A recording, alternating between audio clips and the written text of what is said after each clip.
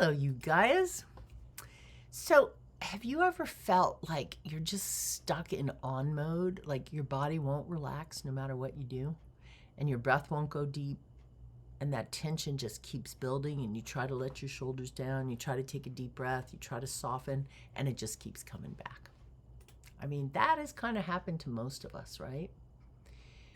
So we try stretching, we try yoga, we try different things. If it keeps coming back, it's not just in your muscles.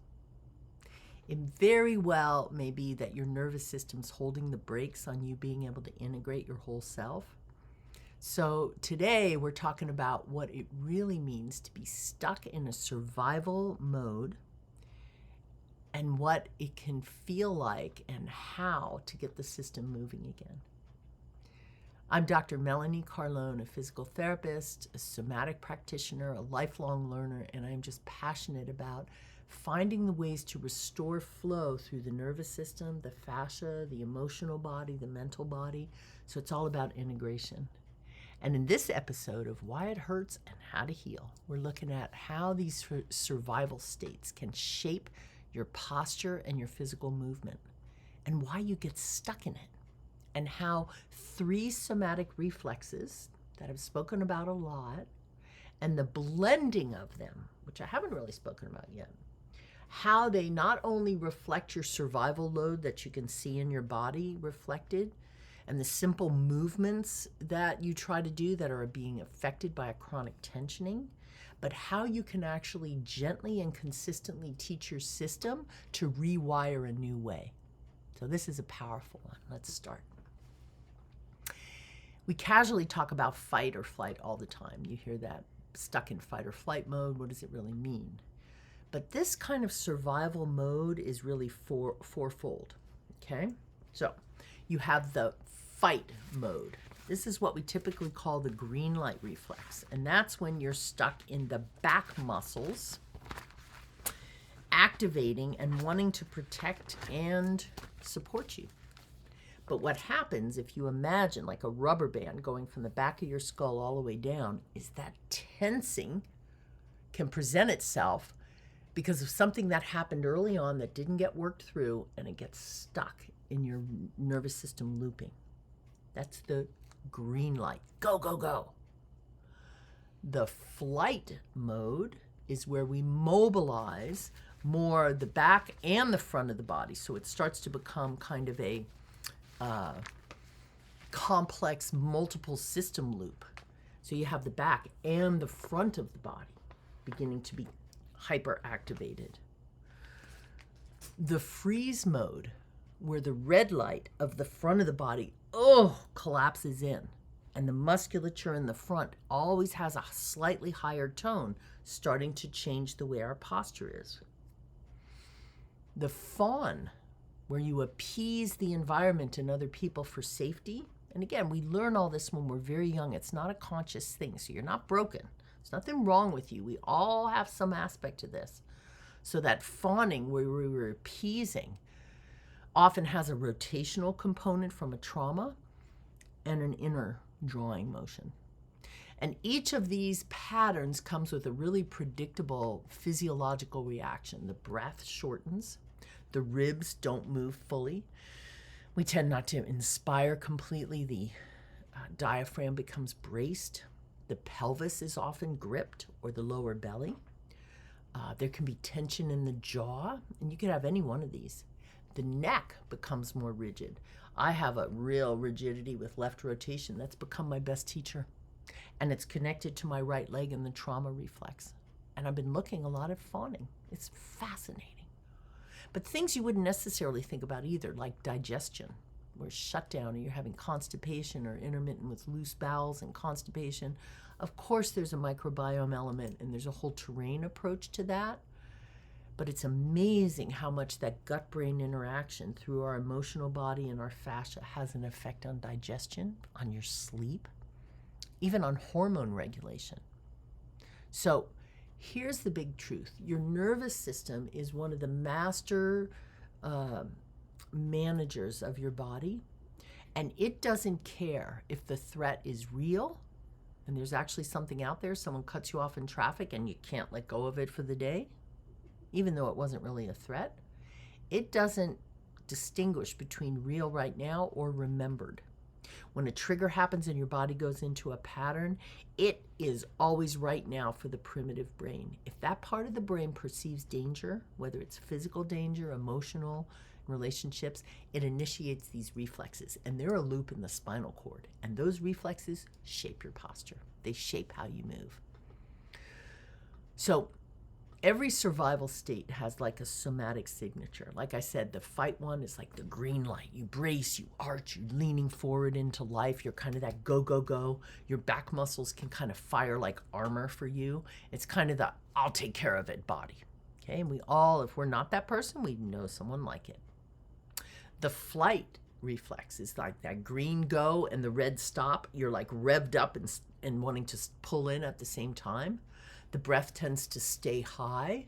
We don't breathe down fully. The shoulders are often lifted. The pelvis is tucked under. This is kind of like the move, do something, but don't feel body. Fascinating what happens over time if this is the predominant energy in your body. There's the freeze reflex, the red light where the front of the body collapses inward and you can't breathe deeply. The jaw tends to lock, the ribs get very stiff, and you kind of feel heavy or foggy, brain fog. You feel kind of shut down. That's kind of the protect but don't engage body. And then there's the fawn, where you have a red light and a trauma reflex. The trauma reflex is usually if something happened to one part of your body and there's a collapse with the red light, you rotate usually. You're kind of off center with yourself. The pelvis and ribs kind of shift off center. Your voice may become more quiet, or emotions tend to be subdued. The breath tends to be very tentative. This is kind of like stay agreeable, avoid danger body that we can take on. So each one of these survival modes has a reflex in the musculature. The posture is simply the map of where your nervous system's been living for a long period of time. But here's the cool thing, is maps can change. You can rewire them. And survival states don't necessarily reset automatically. And the reason why is the threat at the time it went into you wasn't completed. Your body wanted to fight, to flee, to cry, to resist, but it couldn't for some reason.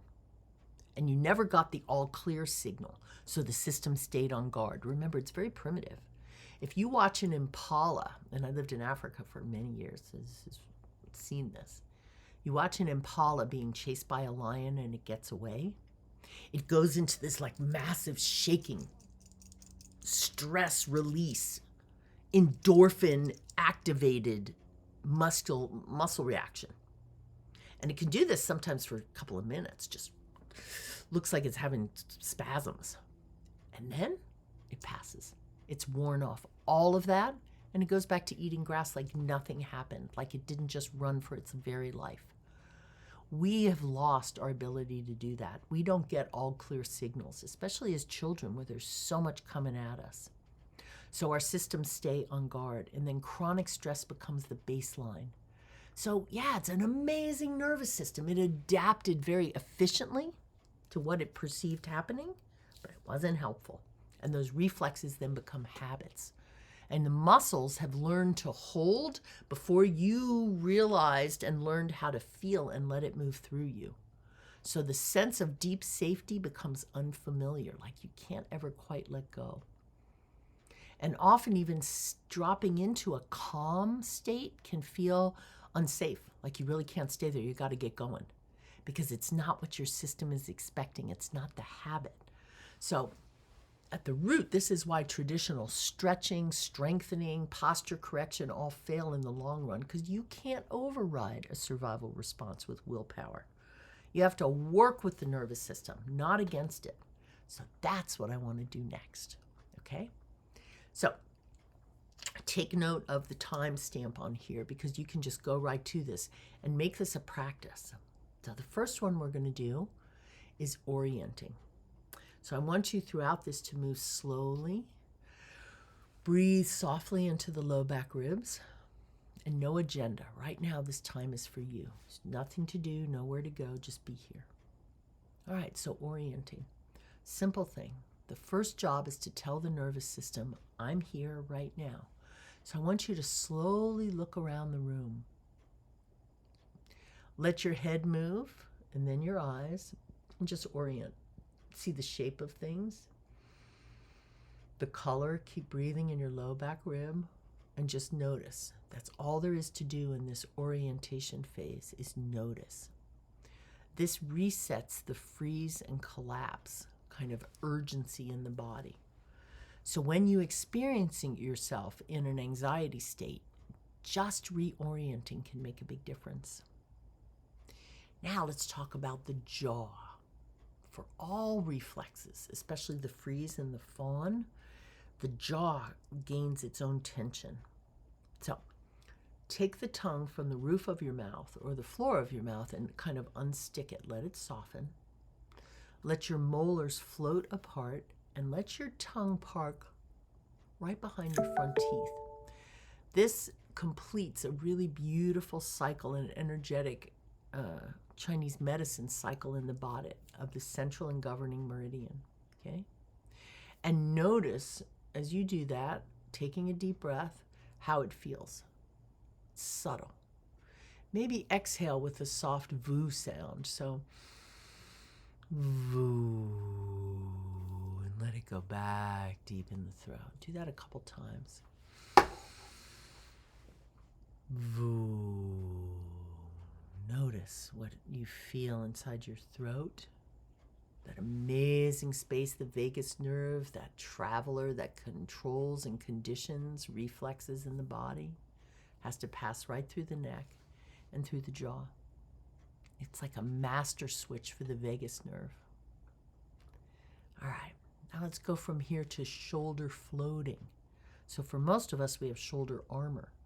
And when there's a fight and flight pattern, you can really address it by slowly shrugging up and keep breathing into the low back ribs.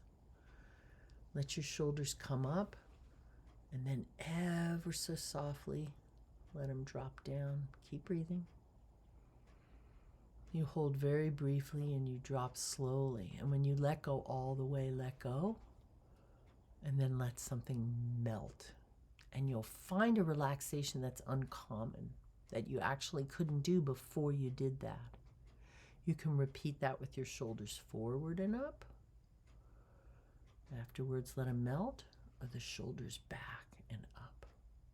So if this is you and shoulder tension rules, just pause the recording right now and explore those three directions. Breathing, shoulders up, slowly, softly, and then down. You're going to feel the breath increase on its own. That's the rib cage releasing. All right, this one's for me. For trauma reflex and fawn patterns. You can do this lying down, or I'm going to do it seated. And imagine you're sitting on a clock, and 12 o'clock's in front of you, 6 o'clock's behind you, 3 o'clock's to your right, 9 o'clock's to your left. You're sitting on a clock. And you're going to gently rock the pelvis to 12, tightening the low back muscles. Your head will draw back, and then you rock back to 6. So do that a few times, and keep breathing steadily throughout. If you want to hold your breath, notice it, thank it, the protector, and go back, 12 to 6. You often will have a deep breath at this point as the nervous system kind of resets itself. Okay, come back to center, and then go from 3 to 9 and 9 to 3.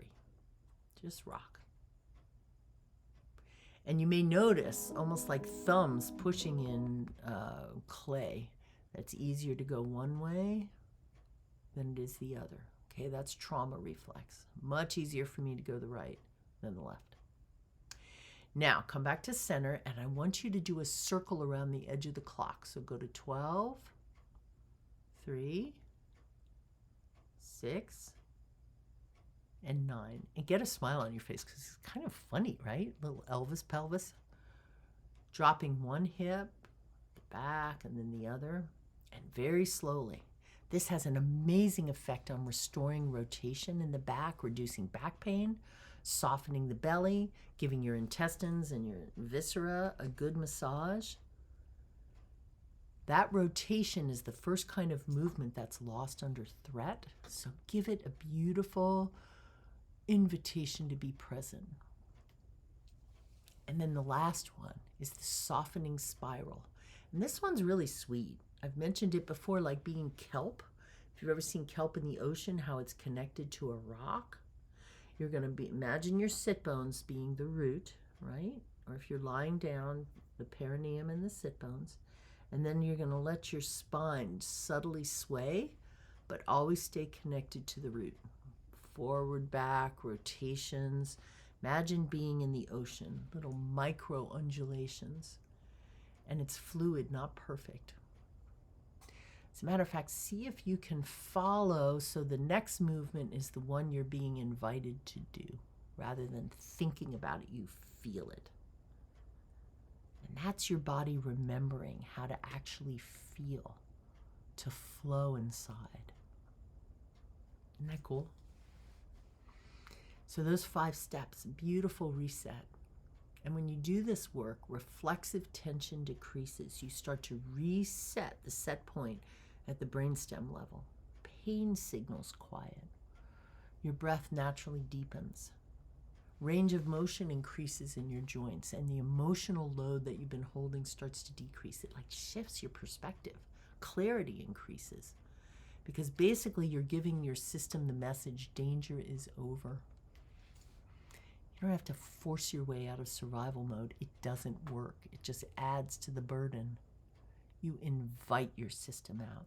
You, the one inside you that is solid, stays curious, open, and provides safety, movement, breath. And that's how to restore the body's natural intelligence, the reintegration of the parts of self. So if this practice shifted anything inside you, even subtly, just celebrate it. Celebrate yourself. Your body's listening to you. You are your body. You are your nervous system. It's not separate. And patterns are not permanent. They're constantly changing with your curiosity and your kindness. So if you would like this video, go and look. It matters. Subscribe. Put a comment in telling me, what did you notice? Which part of your body softened? What challenge did you have? You never know the ripples you have or what your words will do to help somebody else. I'm Dr. Melanie Carlone. Move with kindness. Breathe with confidence in yourself. Your body knows the way out of all this. We got this, Gaias. Thank you so much. See you next time.